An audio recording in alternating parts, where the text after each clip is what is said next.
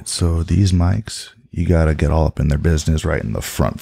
So if you have to, this thing twists and turns and contorts and all that, yeah, that's it.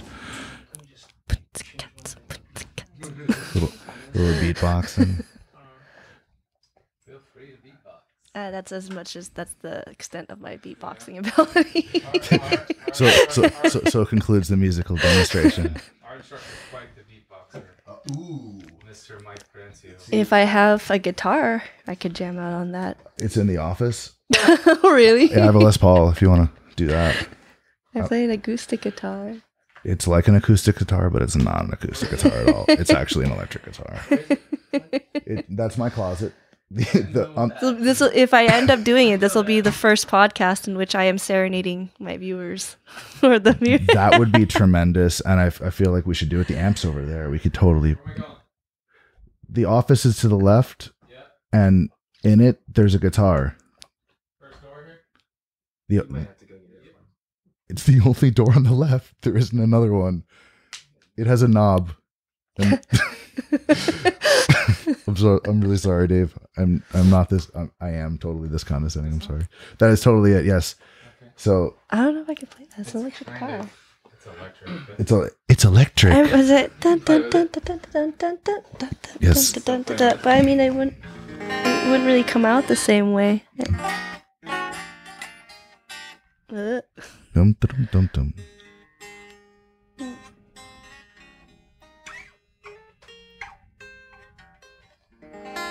Is it tuned? I mean, if I did play on this, I probably would play Everlong, and I could down tune that.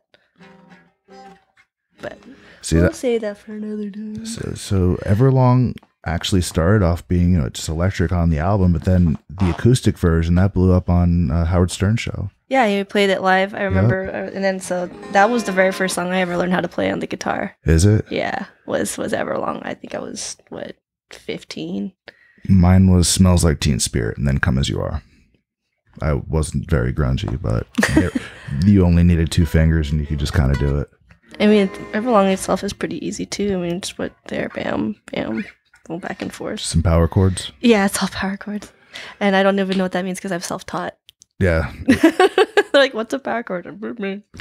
Well, I mean, usually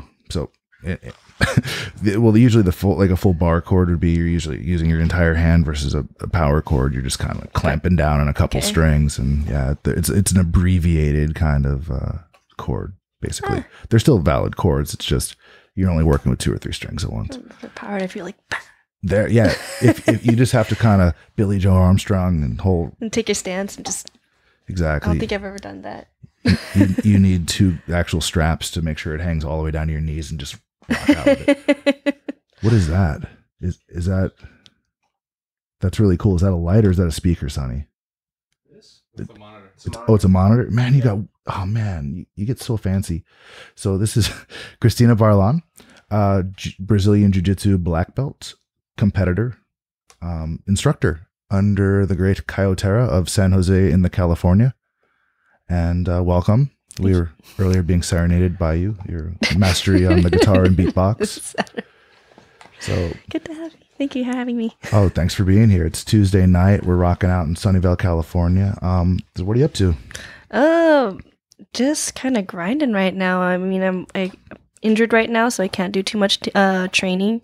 Doing the most I can. I'm picking up my physical therapy a little bit more aggressively. I just got cleared to cycle and row, but still no jiu-jitsu, so that's really, really frustrating. And amidst all that, I'm trying to get myself as ready as possible to compete the Asian Championships in Japan next month with possibly the least amount of jiu-jitsu training I'll be able to get in.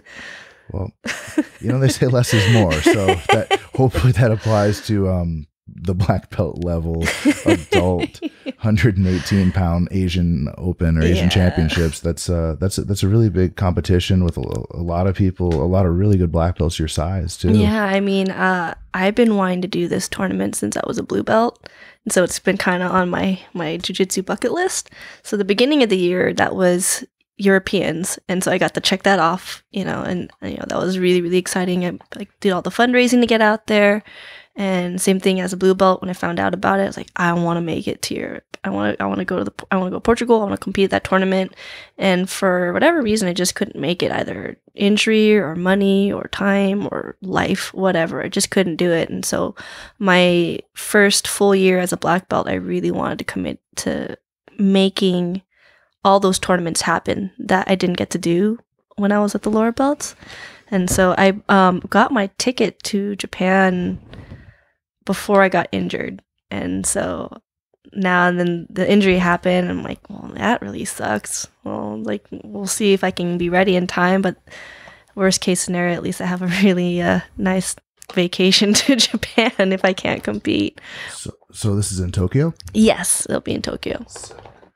Yeah, actually, one of our guys, Ant Doe from AKA Sunnyvale, he's actually doing a fight. It's his 5th pro fight, and it's going to be on UFC Fight Pass, and it's sometime in September.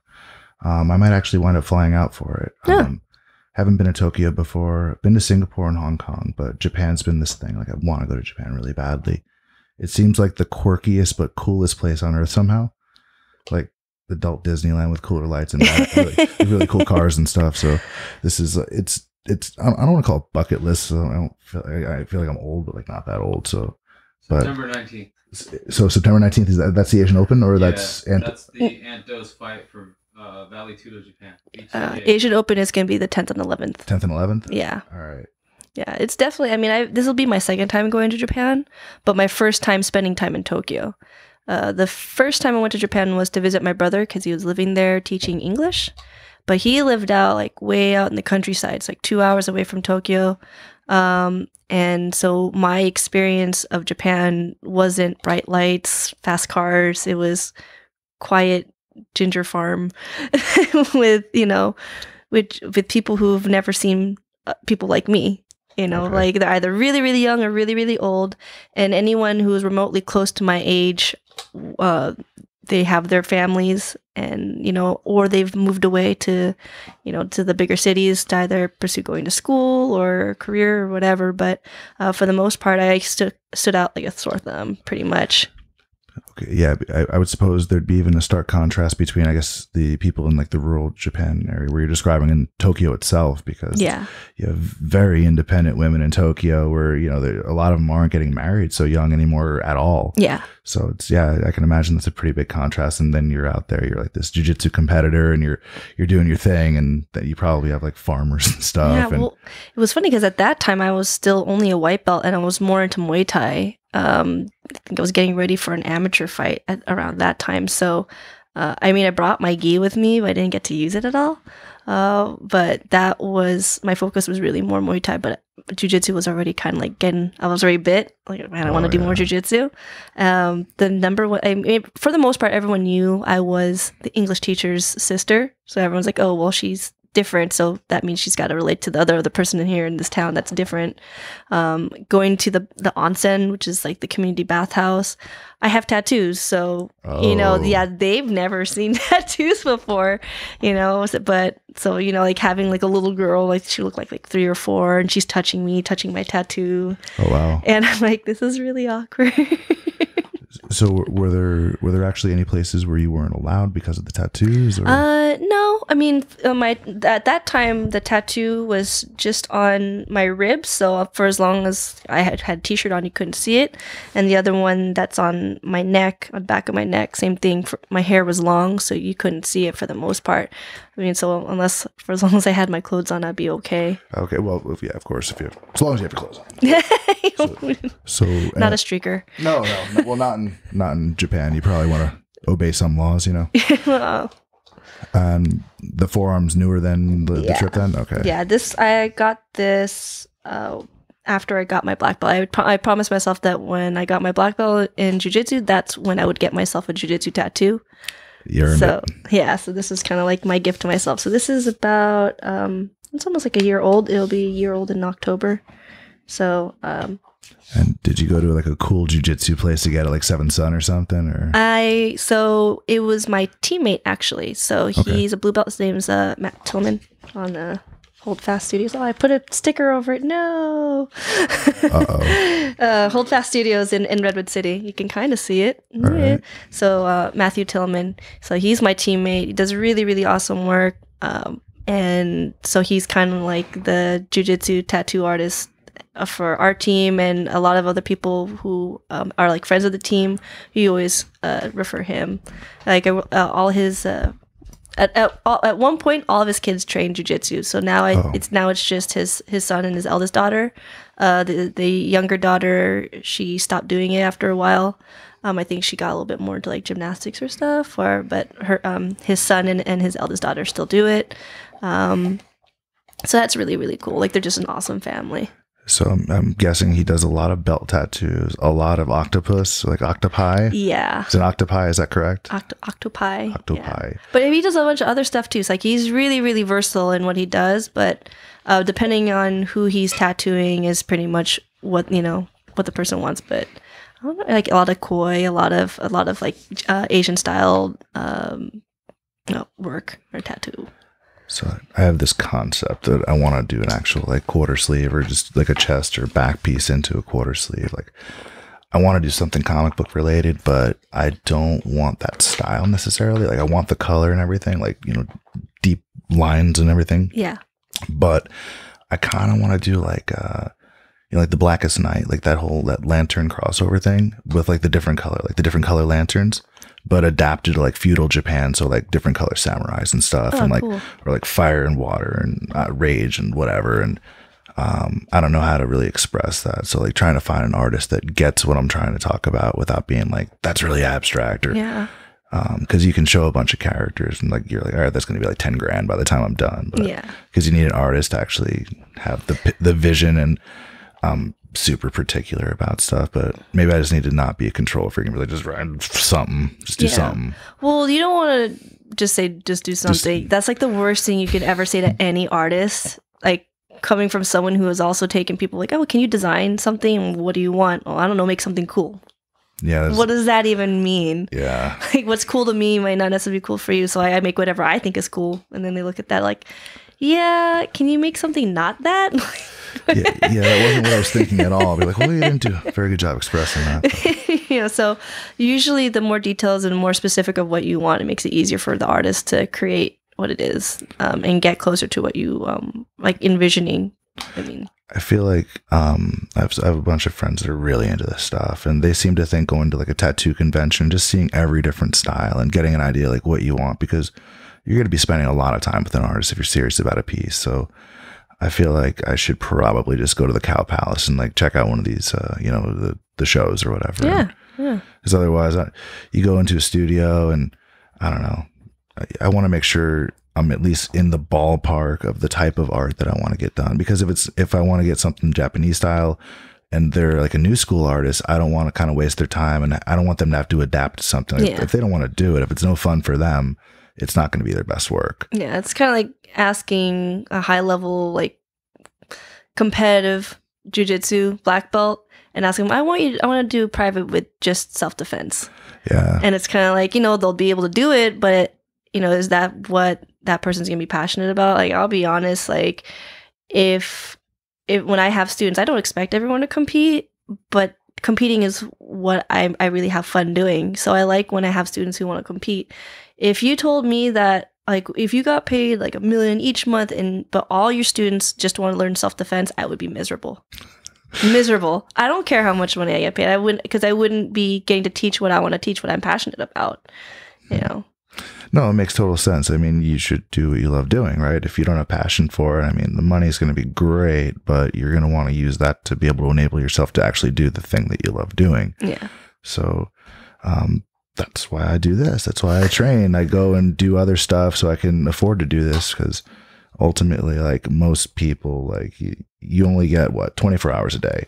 You sell 8 so you can pay for the other, whatever, 2/3 of that, other 12.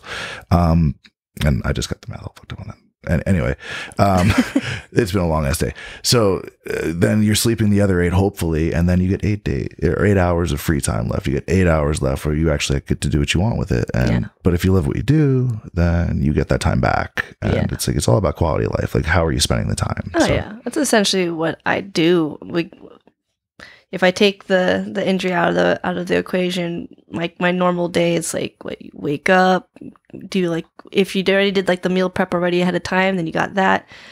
and I do the hour drive to San Jose, and then I'm at the gym all day. It's, back to back, training, teaching, training again, strength and conditioning, all that. And then to save money so that I don't have to drive another whole hour home, I'm going to drive 30 minutes or something to Hayward to my student's house, and I'll sleep on their couch. Oh, cool. So I for the most part, during a week, maybe I'll get to sleep in my own bed, maybe 2 or 3 nights out of the week. And for all the other nights, I'm sleeping on somebody else's couch. I barely see my family. I barely get to eat with them. I'm spending more time with my jiu-jitsu family or my students' family, and going back and forth from the gym to another gym to that couch to another gym to another gym back to the couch, and then and maybe I'll get 6 hours. 6 hours is pretty good. But then depending on when I have to get up the next day, if I have to teach a private, if, now and then we get to the weekends, do I get to even have weekends? Or am I going to be traveling to referee? Am I traveling to compete and referee, which is usually what happens, unless it's like Worlds or Pans, in which it's only competing. But all the other ones, whatever tournament I'm at, I'm for the most part pulling double duty, and then and then all that traveling, and then at the end of the day, it's like, okay, just keep going, book seminars, book privates, book, more classes. And it's like, man, when do you get to rest? Like, when I'm dead, I guess. But I'm really happy what I'm doing. I'd rather be doing that, grinding and just being tired, doing what I'm passionate about, than doing the 9 to 5, because I did that and I wasn't happy. Yeah, it's not much fun. Not many people enjoy it very much, and it's a necessity. But I think, in general, well, first of all, a lot of people don't have something in their life that they're this passionate about. They just don't have it. And the ones that do, being able to make the time and really believing in yourself and saying, I'm going to do this. This can work. I can do this. It's not everybody has that, or they don't have the belief in themselves, or they don't have the flexibility in their own lives to be able to make it happen. So, it's a really good thing. You've kind of created this sort of world that you want to live in that makes you happy. So, I can imagine the knee thing right now is killing you, right? Oh, yeah. So you're vicariously living through your students, through you're teaching the privates, you're training, all this stuff. But so, what's the prognosis? Like, what's the ETA to actually be on the mat and doing stuff? When I first spoke with the orthopedist, they were saying 3 to 4 months. Just to have mobility back and have the pain go away and the swelling go away. And so far it's been 7 weeks since I've injured it, and I can pretty much for the most part get down to full squat now. Okay. But it's still pretty painful in the knee. I'm not confident enough at all to do jiu-jitsu. I mean, other than teaching. So the orthopedist actually wants to avoid surgery. He wants me to do as much physical therapy and rehabilitation as possible. Hopefully the PCL will scar in so that it'll kind of scar to reattach itself. And then the rehabilitative exercises will strengthen the quad muscles to help support the knee, support the joint. And that's what they want. Now, if that doesn't happen, and we're looking again 4 months down the road, and I think that's more for like an average person who doesn't have as much exercise or isn't very active. Yeah. So my body heals a lot faster just because I have normal blood flow all the time. My body's used to that. So, sure. Almost 2 months in, and I'm already able to do the things I'm able to do, which is pretty good. If all that just doesn't work, then I might have to have surgery. So the idea of surgery is still dangling there. I'm really hoping that I don't have to. I'm really just going to be hard-headed about committing to the physical therapy and do it religiously as much as possible, and just treat it the same way I would treat training. Sure. So, I mean, that's all I can do. Honestly, most people don't do the work in PT. They half-ass. Well, they get the exercises, they don't do them. It's like you see somebody that has a rotator cuff tear, you see them go to the gym once, they do the thing with the band like one time, and they never do it again, and they wonder why their shoulder's screwed up for life. Yeah, yeah. So yeah, just it's a good lesson to people out there when the doctor says do the PT, and avoid surgery. Surgery sucks. Yeah, this is the first time that I was injured badly enough where surgery had to been an option, is an option that's actually on the table. All my other injuries that were, fairly, bad, like enough to keep me out for weeks apart, and like whether like whiplash or IT band syndrome or my shoulder, all were able to be fixed with just proper PT, proper physical therapy. That means all the rehabilitative things you can do, having access to a good chiropractor, having access to a good massage therapist, having access to a very good physical therapist, not just doing the exercises, but being able to actually manipulate, knowing how to use a TENS unit, ultrasound. Oh, yeah. When I was living in Arizona, I had a teammate who was my physical therapist, doctor of physical therapy, and she knew how to do dry needling, she knew how to do cupping, all that stuff. And for the most part, I was her guinea pig. Like Dr. Jenny Larson's really awesome because she was also purple belt. Oh, she's a brown belt now. But at the time she was a blue purple belt, and we started, working with each other. So it was a lot of exchanging of, hey, get free privates, get to train for free, get to compete for free, like whatever you want for free, but jiu-jitsu wise, and then you should just treat me for free. And then I would hang out in her office a lot and just learn, kind of like not like an apprentice, but kind of like self-named apprentice, because I liked helping her out as much as I could. She helps me, so I want to help her. And I learned a lot. And, anytime that she wanted to try a new technique or new method for therapy, you're like, hey, Kristina, you want to try this out? Sure. She would put like dry needles in like my leg or my neck or my back or my hand, and then attach it to like a TENS unit. Oh, wow. Yeah, it's like, really, really get like the circulation going. Yeah. When she first approached the idea, I was kind of like, so is it like Taken where you put the nail and you attach it to a car battery? And she's like, no. Not quite. It's like the junior version of that. It's slightly toned down. So this is the PG version, the Disney version. Disney version, okay. So I've had acupuncture done where they hooked it up to electricity before. I didn't see if it was a TENS unit or not, but yeah. I have one too. I love those. I love my TENS unit. Yeah. I've hurt everything ever probably, and it's come in handy. I think insurance paid for it years ago. Oh, awesome. Yeah, I'm stoked. They still send the little pad things in the mail, the little sticky pads. Yeah. So I still get like new ones however often they send them. Like I got a collection now because I really don't use it that much, but it comes in handy. Oh yeah, I mean, people really, really underestimate physical therapy, I think. I mean, again, it's just about being vigilant and about not being lazy. If you want to get better, sitting around and complaining is not going to do anything, and trying to rush getting back onto the mat or getting back into training is not going to do anything either. You just really got to take your time. I mean, last year I dislocated my elbow. It was my first time competing as a black belt, and I dislocated my elbow, and I was out for 6 weeks, I believe, and I regained full mobility of my arm. Like they all go backwards. I don't know if you can see that. Oh wow! Yeah, like been armbarred a few times. No, it's just all my joints go backwards. Like even like my thumbs, they lucky that, and they all. Oh, and I don't know. You won't be able to see it on video, but my toes bend back all the way, and it's kind of gross, but it's kind of cool. But they bend all the way back and touch. That just happened. Like, I don't want to see it. Sonny didn't want to see it. Yeah. So I can do stuff like that. So I'm really hypermobile. Can you roll your knuckles? I don't think I've ever tried that. I don't know why I know that I can do that. But I mean, the thumb will fold all the way. Wow. You don't get wrist locked, huh? No, it's possible to wrist lock me. You just have to find the right angle. In any case, I was really afraid that I wasn't going to get full mobility back with my arm. When I straightened it, if I do this, it looks straight, but that feels bent to me.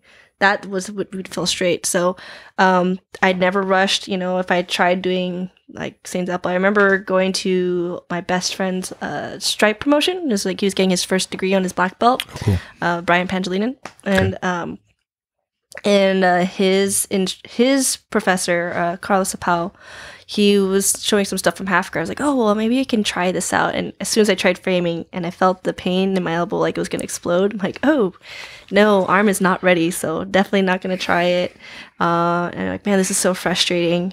And then, but I just really, really, I'm like every single night, like at least twice a day, like massaging into the muscle, even though it was really painful, like really digging in to all the different parts to make sure that the scar tissue didn't build up, making sure I'm pushing out all the inflammation, ice cupping, so ice massaging instead of putting an ice pack, and doing everything you possibly do. Like this hand was like so like achy afterwards just for doing the massages, and 100% recovery, and I'm again really lucky with that because I was just very diligent. I was just very like on it. Like, I want to have a full recovery. I want to have a strong arm. This is what I have to do. So if you are injured, that's what you have to. You have to treat it like your job. Oh, for sure. You know, like, there's no way around it. You don't want to come back, have this injury, think that you're going to compete at 100% when you're only doing not even 50% of the work that needs to be done to get back to 100, you know? Well, it exactly is your job. I mean, you're going to be competing within the month. I mean, from 1 month from now in Japan, you got to fly out there. So, I mean, you've been doing all the exercises in terms of doing the PT stuff. You're obviously doing some kind of cardio. You're out there. When you're actually working with your students, are you doing any mat work at all with them? I mean, demonstrating techniques or? Yep, demonstrating techniques for sure. The only thing I can't do right now is roll. Okay. So, if a position doesn't feel right, then I have to ask one of the students to have them demonstrate it. For the most part, I can do everything on my own though. If it feels weird, then I kind of just halfway go through it, and then sometimes we'll be like, use your imagination here, but I usually don't have to do that unless it's a super beginner class, and for the most part I don't have to do that too often, and it's a lot easier for me to correct it later on, you know. So if I see that's wrong, then I can go ahead and correct it. But yeah, that's the only thing I can't really do right now is just train. I mean, I could possibly try drilling for as long as depending on the position and what I can do, and I'd only be able to do it on one side. But same example, I can't play deli heaver with this leg yet. You know, I'm not gonna be trying to put any weight on it. I'm not trying to have it framed. I really, you know, but I can close my guard. And I can put the foot on the hip. So you're right-handed, yeah? Yeah. Okay, so when I tore my MCL, what wound up happening is I used to knee slide pass all the time. I played top game because I was like 215 or 210 at the time. So of course, but what it forced me to do by having a torn MCL, I just wanted to train. So as soon as it was like basically ready, but not quite ready, I started like really developing a daily Hiva guard on my left side because it was the other knee, and the right leg, the one that was actually hurt, that was kind of the jab, like that was the spider guard. Like I would just have it in the bicep. I'd play, you know, because it wasn't ever bending really. So I would check the far bicep, I would check the inside thigh, I would check the hip, but the only good leg I had, that would be the daily Hiva hook. So I was able to do some stuff because the leg never really bent, and we would just flow roll and drill. But I feel like the MCL, like, you can have a minor tear and they heal a little bit quicker. PCL is a little bit more major, and you don't hear the tear. You don't hear of those. Like, I'm trying to think of what sports where those injuries are most common. Football. Oh, because you get clipped. Yeah, football, rugby, anything again where the knee goes to a 90-degree angle and then direct impact to the front of the knee. Car accidents are another one where it's common, where you're sitting and then the knee goes into the dash. Oh, right, yeah. right. So you're talking about direct impact, and it has to be a very, very strong impact to the front of the knee to get to the PCL. So that's usually what happens. So like, say that we look at the knee, and then these are like the joints right here, and it moves back, and that's where the rip, that's where the tear will happen. So that's why it's so weird with the position with my leg, because it was more, you know, like this position here, you know, and there's no. How do you get to the PCL from there, you know? So again, like, they were thinking that maybe the injury was going to be LCL or lateral meniscus because of the position of the leg being this way. But yeah, the injury is back here. Well, on this leg though. Yeah, you don't want to demonstrate it. Well, I mean, I could, I can do that. Maybe if you don't want to. Yeah, but I'm not gonna bend it this way, no, for sure. Just sort of cringing, just thinking about it. Wow. So you mentioned earlier you've been refereeing for a while now, and so as a woman, as a referee at black belt level, what is the experience that you've had so far? Have you had any kind of weird experience, any kind of macho crap? Like, all right. So little background, and I want at least one good story, please. Oh my God. Oh, well, I mean, some of the stories are very like, you have athletes who just don't know any better. Sure. You know, and they'll fight with you. And this could happen to any referee, where I've had one where it was like it was a white belt match over the Vegas International Open. Okay. And the guys were going at it. Guy catches the guy at the armbar. The guy who got armbarred, you know, says like he's wearing a cup. And, you know, you're not allowed to wear a cup in jiu-jitsu matches, right? And so I have to ask the guy, you know, like, excuse me, sir, are you wearing a cup? And he goes like, fuck yeah, I'm wearing a cup. Knocks on his, he's like, knocks on it. Wow. And I'm like, oh, man. I'm really sorry about this. I'm like, you're here, DQ. He's like, what? I'm like, you're not allowed to wear a cup. It was like, I didn't know. I'm like, I'm really sorry, you know, and you have like that, you know, you have some people who don't know the rules at all and they try to fight with you. I think for the most part here on the West Coast, it's pretty, for the most part, I don't have too many people complaining. In the beginning, I'd have a few here and there, especially when I was a brown belt. It means to be a little easier to yell at a brown belt who's newer at refereeing and to kind of make things go your way. And for the most part, you know that whatever the coach is yelling at you is BS if after the fact they don't say anything about it. Sure. But sometimes they are just really like, so like you really don't know what you're talking about, and they just really want to defend their students. And it's like, okay, well, I can't do too much. But with my experience with refereeing on the East Coast, where not too many people know who I am, that's where I felt like the most amount of machismo. Yeah, you know, because I had guys who, you know, I'd referee for a match, and then they go, man, what kind of call was that? And I'm like, well, these are the rules. He's like, man, I've been in this sport 20 years and I never see something like that. I'm like, and in my head, I have to think, well, how long have you been a referee? Never? Oh, never? Shut up. You know, and I have this, and this is the inner monologue. I'm saying, like, you might have spent 20 years as you know, doing the sport in your black belt, multiple degree, whatever, and I can respect that. But until you are actually a referee, like when was the last time you did an IBJJF rules course? When was the last time you were certified as a referee to do this job? Never. You can't talk because you can't talk about knowing rules that you don't know, and really try to fight that what you're saying is right, you know. And I get, again, at the end of the day, the coach's job is to fight for their student. But there are other times where it's just like, man, you don't need to be mean. Like I've had guys at certain tournaments where they completely like, oh, I don't know if this is like your first time refereeing, or, you know, if you're new to this, or if you're just nervous, it's okay, you know, make mistakes, but, you know, you can't let your ego, you know, totally talking down to me. I'm like, wow. And, you know, in my head, I want to say, like, do you know who I am? You know, and of course I know I don't have an ego that way in my head, but I'm just like, man, that's so condescending and so degrading, like, for you to talk to me that way, you know.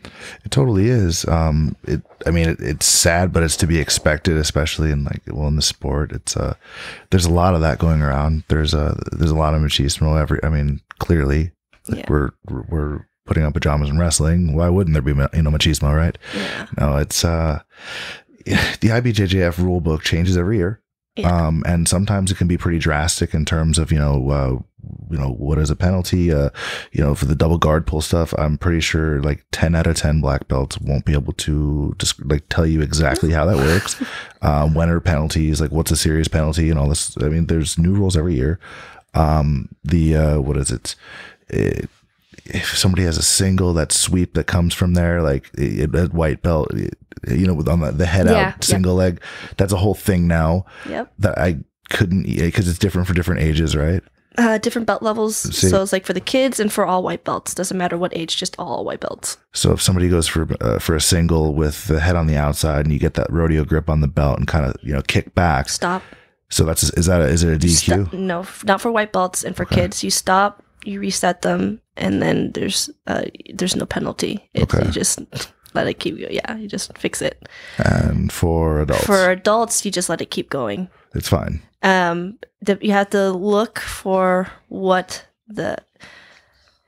Now we've had fights about this when we have the rule seminars, and depending on which seminar you go to and who you're talking to is, you know, what they're going to say, how it's going to be defined. Mm-hmm. For as long as it looks like they're elevating to, you know, counter takedown, right, with the sumigaeshi, right? Sure. Then that's legal. That's fine. It's a counter, right? Now, if they actually project their head towards the mat, like, because in order to sweep, you can't just sit and pull their head to mat. Sure. That means you're just trying to pull them down. You just DDT them. You're trying to knock them out head first on the mat. Then it's a disqualification. Sure. So it's pretty much, it's either nothing or it's DQ. Okay. For blue belt and up. So intent and direction, right? Yeah. So like, yeah, essentially, if you want to sweep someone, you have to elevate, you have to get under, and their head doesn't go to the mat. Maybe it might skim a little bit. They have to do a forward roll. But you can tell when someone is trying to, again, try to project their head to the mat, and when they're trying to lift. This is what we have to look for, and that's why it, depending on the referee and how they see it, is what the call is going to be. You know. So just as easily though, the guy on the being swept could theoretically sort of fake that and just get the DQ. They could just go straight down. They could defend. I don't think I've ever seen someone try to purposely face dive.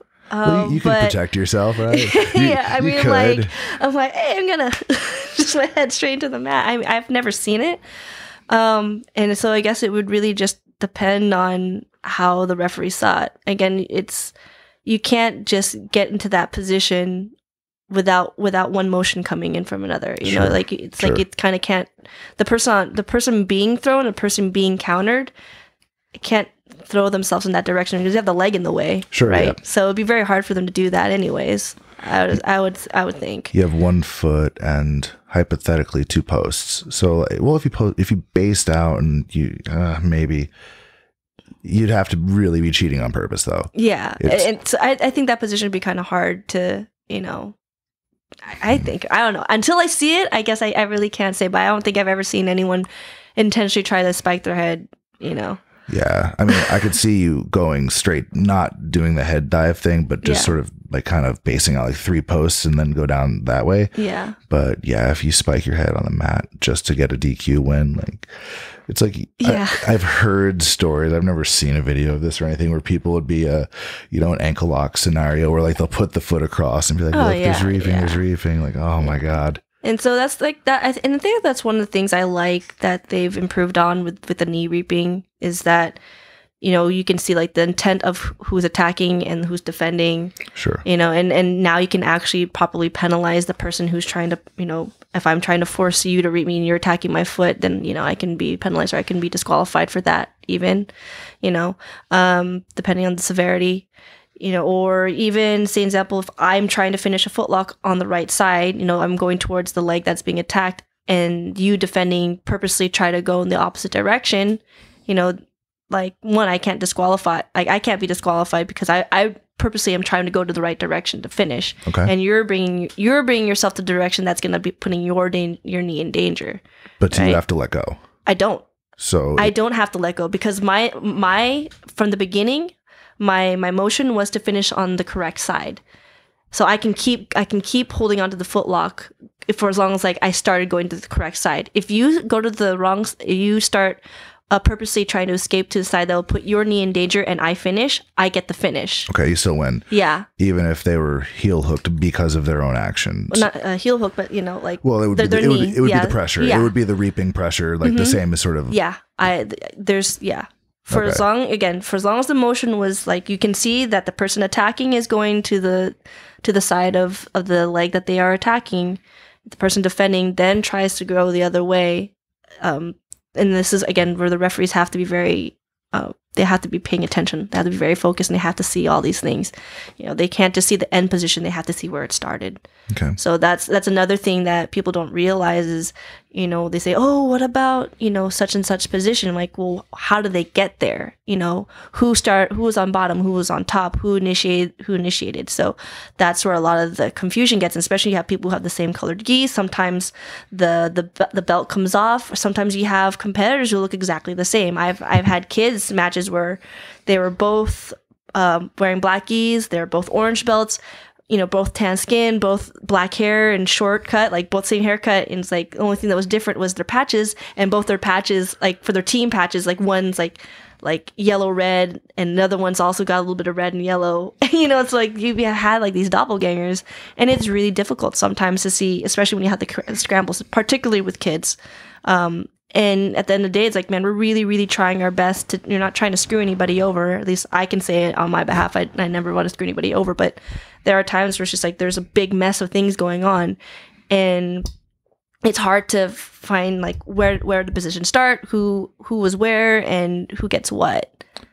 Well, yeah, tan skin with the short haircut with a blue gi. You describe 80% of jiu-jitsu people. Exactly ever. right. We all look the same on the mat. We all look exactly the same on the mat. Like, even though in person with, we're obviously very different people on the mat. If you look from across the world, we all pretty much look the same. Yeah. It's just a mess of gis and sweat and hair women's hair is all pulled back. Guys all have my same haircut or less. Yeah. It's I can imagine it's really difficult to. Yeah. So, any really ridiculously offensive, if you had one that just sticks out. I had one where I don't want to say who it was, but he's a very well-established black belt in the Bay Area, and it was a ref's decision for the Santa Cruz BJJ Pro. So IBJJF came for the Santa Cruz Pro, and it was in the blue belt division for the prize money or whatever. And I raised the hand of the other guy, not the black belt student, and he said, "You stupid bitch." Wow. Really, really loud, really loud. And I kind of looked over and wow. Did you DQ him after that, or? Well, it was the coach that said it. I can't DQ the student. The student didn't do anything wrong. It was the coach. And what sucked most about that is man, this is someone who I really respect, and I, for all reasons would look up to him, and it's man, that really sucks. And again, in my head, I'm thinking, oh, he's just angry, whatever, but it's that's not acceptable. No. So, of course, then I have to talk with them, with the head referee, see if there'd be probation or whatever, essentially he didn't apologize to me. He apologized to somebody else to apologize to me, which is, that happens, I guess. And, he was oh yeah, I was just so angry, but she's and still trying to justify the name calling. And I've had some of his students contact me I'm really, really sorry that, my coach did that to you.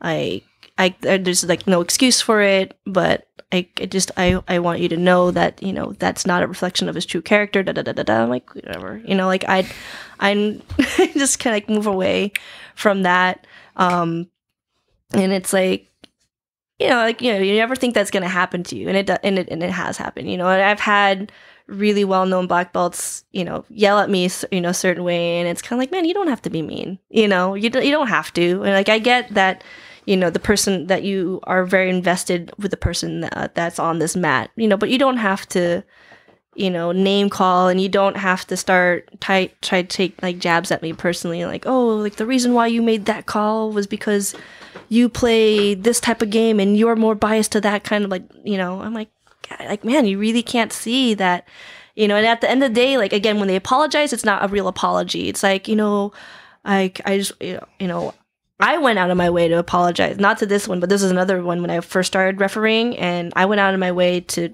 make it a point. It's I want you to know that I am refereeing the best of my ability. I'm not trying to be biased. I am really doing my best to uphold the rules and how I see it's supposed to be done. And I want you to know that there's no hard feelings. I have nothing against you. I have nothing against your students or anything. And he's oh yeah, I'm sorry, it's just, I'm not mad at you. I'm mad at, they don't train you guys enough, or they don't have same thing, diverting. It's man, can you just say I'm sorry? Or can you just say I shouldn't have acted that way? I'm thinking with this particular black belt, and I'm sitting there with oh my God, is he gonna hop this fence? Oh wow. Because he's so angry. I'm man, please don't. You play the scenarios in your head. Of course he didn't, but you get all sorts of scenarios in your head where, because you've seen it happen at other tournaments. You're is it gonna happen here? Is this the day that I get into a fight with someone? Wow. in the audience, or out in the crowd, and and then you just have again people who are disrespectful. Not even I had one where he was trying to say that I was biased because his student had lost to a girl who she had an amputated leg. Okay. So she only had half a leg. and he was mad that I didn't give any advantages or anything to his student for almost passing the guard. And I'm like, well, she never cleared the leg.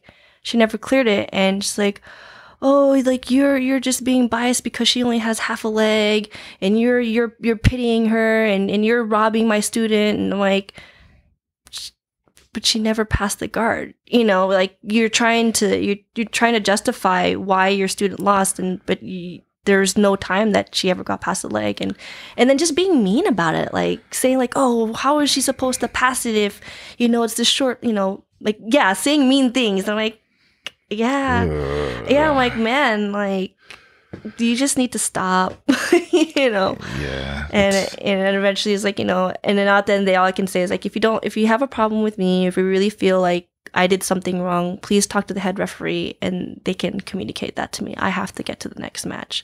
For the most part, I can stay pretty level-headed. And as of lately, I haven't had anybody be outwardly very disrespectful to me. For the most part, if anyone has a problem, they ask, hey, can you please explain this call, that call? Majority of that's going to happen with the kids, particularly. You know, you have really, really overzealous parents. You know, the coaches are more passionate. You know, like if you think like how they are with like their top students, you should see how they are with their kid, like, you know, with their kid students. It's like another level. At the end of the day, they want to protect the kids. They want to make sure that they're safe. At the same time, you know, they also understands like, well, we invest on this tournament. We don't want to be robbed, and I get it. And then if they talk to me calmly, then I can talk to them calmly back. But if, you know, you're being belligerent and you're just being mean and you just want to yell and not listen, then I say I have to pass you on to the head ref. You know? Well, I mean, even after the fact, so you have a situation where they complain about a decision or complain about the result of a match. Are there ever situations where the decision gets altered after the fact? Are there ever reversals, for example? I've never had it happen. Okay. But I have seen it in other cases. Other people, like witnessing other matches where a call was made. Say, example, this was, I can't remember what roles it was, but Marcia Andre's girlfriend, when she was still a blue belt in the juvenile division, and she finished a footlock, which is completely legal. Sure. At a juvenile level, she's a blue belt, juvenile, straight footlock.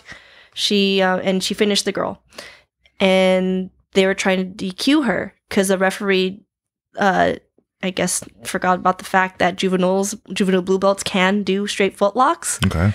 And so, it's impossible for you to be disqualified for something that is legal. That makes sense. So if it's legal, you can't be disqualified. So he disqualified her. She stayed on the mat. They went back. They reviewed, and then they overturned it. So what actually wound up happening? Did they restart it, or no? The girl tapped to the footlock. Okay. Yeah. So instead of disqualifying her, they gave her the win. Yeah. Yeah. Which is completely right. You know, and you have situations like that, but in other cases where there was a really bad mistake, for the most part, you can't do anything about it. Yeah, that's the one thing I was wondering about. So first of all, it's clear you're really passionate, and what I can see pretty much unbiased. Like, there's really not a lot of room for bias in jiu-jitsu anyway. Like, for the majority of it, there's not really money on the table. There's always more tournaments. People obviously train very, very hard, and a lot of people, this is their whole life. But it's not that hard to be nice. Yeah. It's not that hard to not treat people that way. Just don't be a jerk. It's not that hard. I don't know. I'm like a really, really nice girl. It's like, if you ask anybody who knows me and my friends, like, I don't have a mean bone in my body. It's impossible for me to be a mean girl. Like, even if I try to say something jokingly mean, it's like, I'm just kidding. I'm not like that person. I'm not that person at all. You know, if there is any one bias I can say I have, it'd be if I end up having to referee my own teammates. Okay. In which case I'm harder on my teammates than I am. And to a point where it's just like, I would just prefer not to. Like, for the most part, if they're the teammate that I train with, I don't referee them at all. If I teach them, I don't referee them. But if they're affiliate, they're fair game. I would really prefer not to, because at the end of the day, even when they're affiliate, I still have my professor yelling at me, and it's just not it's not a good situation for either one. And, you know, I've had problems with that before in the past, because it's like, I see things one way, and, you know, and I don't, especially if it's like a ref's decision, you know, and I've always just kind of come up thinking like, I really don't want anyone thinking that I'm being biased towards like my own teammates. So like when it's like a really, really close call, I have been known to give to the other person that was not my teammate, and all based on exactly what I saw. You know, this person just did a little bit more, but it's very, very close. You know, and so it's like, you know, what can I do? And you know, I had like one really, really bad instance with that. It's just like, man, I really just don't want to. I don't want to referee anyone who's somewhat even affiliated with me. I don't want to. I always try to pass it off to like the other referee if I can, or I switch with someone else, like if it's all possible. Especially if I see that my professors are going to be coaching. It's like, I don't want to be part of this. I don't, you know. Yeah. And that was it. Because I mean, we've all been screwed over by refs. I know I have been. I've definitely been on the wrong side of, you know, someone else's bias and they want to help their team out. It's like, whatever, it sucks. But it's like, I can't train for the referee. I can only train for my opponent. I can train for myself. I mean, again, I've been doing the rules seminar since 2009, since I was a blue belt. Every year I did it. And then once I started refereeing, I pretty much go to rules seminar at least, you know, when I first started refereeing, I think I went to maybe like 4 or 5 rule seminars that year, and then after that I'm going to at least 2 or 3 rules meetings a year, you know. So I take it very seriously, and I don't think there's too many people who do it to that level, because not only am I doing the rules seminars, but I get to apply it. I get to teach that to my students because I am an active competitor. That was one of the reasons why I started going to rule seminars as a blue belt, because I'm an active competitor. How am I going to play in a sport where I don't know the rules, you know? In any sport, you know, like, and this example said a lot that jiu-jitsu is the one sport where the players don't know the rules. They don't. And you know, and then they kind of go in and they throw a fest like, why is it like this? You know, like the most common ones, like, where's the sweep points? I'm like, what sweep? He started from mount. You know, he started from side control. There's no sweep. That's a reversal, sir. Yeah. Excuse like, us. there's no 2 points now. Yeah. So to a lot of people, this sort of thing's a job, but to you, like, this is stuff you legitimately enjoy. So yeah. I would say, like, what are your hobbies? What are you into besides this? I mean, we talked a little bit about your art. You're sort of, you got the comic book thing, you got the anime thing. So is that the bulk of what you're into? Is that are those your hobbies, or is your job sort of your hobby itself? Well, I mean, I just like really being active. I've been dancing since I was 5. And I've just in general been in performing arts since I was 5. So playing the piano, playing the guitar, singing, painting. I was in art school for a year. I'm an art school dropout. I just Were you the San Francisco? Yeah, Academy of Arts University. Okay. Yeah. I was pursuing fine arts painting, and I ended up dropping out. I really just couldn't keep up with the hours in the community, because I was commuting from Martinez and having to take BART, and then sometimes I'd have like 40 pounds of like wet clay. Oh my God. Like, going uphill like 4 blocks. I'm like, you know, eventually I just, you know, they broke me. It broke my will. I just couldn't keep up with it. And you know, and then eventually I went into vet tech school. So very cool. Yeah, certified veterinary technician. I didn't do anything with it. You know, as soon as that happened, I moved to Arizona and then pursued jiu-jitsu completely. And yeah, so hobbies wise, I mean, a lot of anime, playing the guitar. I love cooking. I love eating. I love eating and cooking. Anything to do with food, I love it for the most part.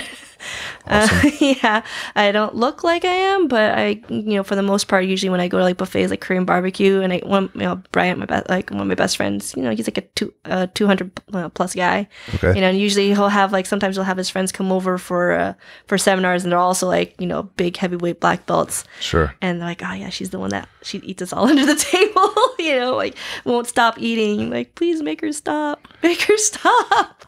It hurts. Yeah. For us, it's sunny. We always have the UFC fights over here, and so like the whole team comes over. We've had like more than 50 people in my living room. We put a second TV in the backyard. I think it was the Ronda Rousey one with Holly Holm, and then when Connor beat or when Nate Diaz began, or rather, I should say.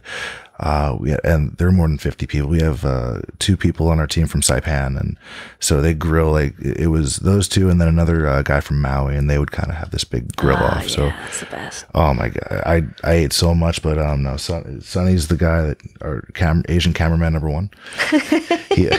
he goes off on like you have to kind of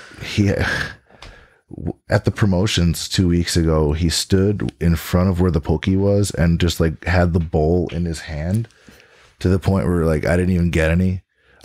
I always don't get food. Like I look, I'm clearly underfed. Such a bully. He's such a bully. He is a bully. It's all right. There's always the mat. There's always the mat. Who's the black belt? I'm always I'm emaciated.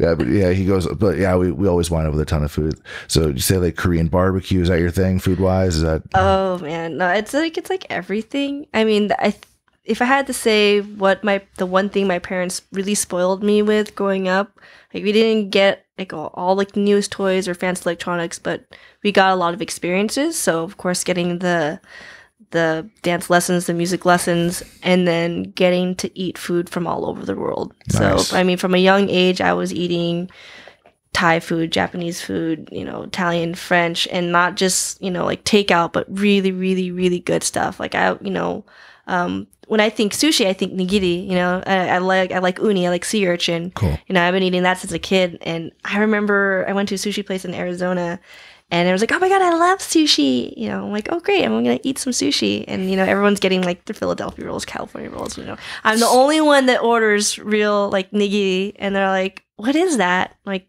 it's sushi? It's like, is that raw? I'm like, yes. Like, in my head I'm thinking like, isn't all sushi supposed to be raw? I don't understand. I can't do the fake crab thing. I can't do California rolls. Like, it's too much rice. Just sashimi is fine for me. I like the hand rolls though. Like the hand rolls, like in the cones. Those are great. Yeah. Those are great. I usually get sashimi. I like the ameibi with the head. Yeah. I love that one. Sweet shrimp is good. And then uni is good if you trust the place. Yeah, definitely have to go to a high quality place. It should be firm and buttery, and it should be sweet with a little bit of a gamey taste. Okay. It shouldn't be bitter. It shouldn't be sour, and it shouldn't be blah. Like it shouldn't just be like mucus, like what's that? You know what I'm talking about? Like it just should not. It should have a firmness to it. Has almost even like a little bit of a crunch when you bite into it. And the sweetness is definitely what you're looking for a really, really good uni. It's a good tip to not get very sick. So it should not smell like the Bay Bridge at low tide. Yeah. Okay. No, it should not. It should not. Okay. Definitely, I think my standards before for like, is this place going to be a good sushi place? I'll completely judge it on their uni. Like, how good is their uni? Everything else has definitely got to be good if their uni is good. Yeah, you can generally walk up if they have sort of the sushi bar right there. Like when they're actually, you can just sort of just look at the fish. And, all right, we're good. All right, you got anything fried? not sure. I want to see their knife. Be like, all right, I'm leaving. Yeah. There's some good places in the Bay, and then off of like El Camino Real, and there's some just really not good places too. And, yeah. Got to be really careful. I got a very delicate stomach. So. I don't think I have a delicate stomach. Pretty much I'll eat anything. But, I mean, my taste buds will be like, I can't eat any more of this, like, as much as I want to, Mm-hmm. It just won't agree. Yeah, you get yourself trained to sort of certain quality stuff. And then, yeah. California rolls doesn't sound that I mean, like, again, if it's I'm not a food snob. Like I eat everything. Like, oh my God, do you eat McDonald's? Like, if I'm hungry for it, if I have a craving for it, I'm not gonna judge. I don't like my favorite fast food is Taco Bell. Oh wow. Yeah. Oh my God, I love the hell out of chalupas. Really? Yeah. They stopped selling. I like the Santa Fe beef chalupa, and they stopped selling it years ago. I don't know why. Whenever they take a menu off the item at an item off the menu at Taco Bell, I'm very nervous. Like I'm like, wait, what? Why am I? What is that going to kill me? Like, is there something in the Santa Fe chalupa? Because it had the corn and the beans and stuff, and it was really good. I don't care. It's Taco Bay. Taco Bay. Taco Bay. Oh wow. I don't know. Like ever since I was a little kid, I just always loved Taco Bell. And like just weirdo. Because for $10, you can get 10 pounds of food. Oh yeah, yeah. I was totally like they had the grande meal, and it's like, oh, you get 10 tacos and 10 burritos. I'm like, that's all me, all me. Oh yeah, it's surprising how much Taco Bell you can actually kill in a sitting. Oh yeah, and it's so cheap. Yeah, so don't judge me on my my love for Taco Bell. I was like, how can you love Taco Bell? It's not even real. I love real tacos too, though. Sure. I mean, I love real tacos, but I also love Taco Bell. You just affirm that. Like I really believe you now.